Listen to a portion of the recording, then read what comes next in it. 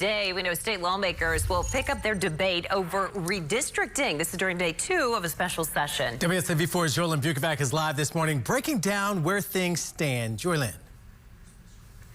Yeah, good morning. Well, this special session is expected to last about 3 days total, and it kicked off yesterday, and this debate is drawing in a lot of different reactions from both sides of the aisle this morning, because this congressional map, if they change, it could determine who votes for who in Washington. So Tuesday's session began with lawmakers receiving committee assignments before turning attention to proposed legislation tied to redistricting. And then outside the chambers, protesters shouted and booed lawmakers who were leaving for the day, while Democrats held a news conference arguing how the effort could unfairly impact Memphis voters.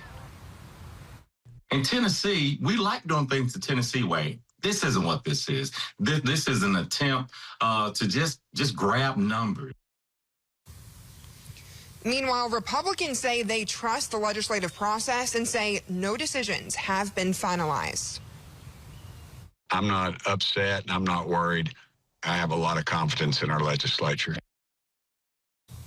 And political experts say if district lines change, some voters could even find themselves voting in different districts or different polling locations as well.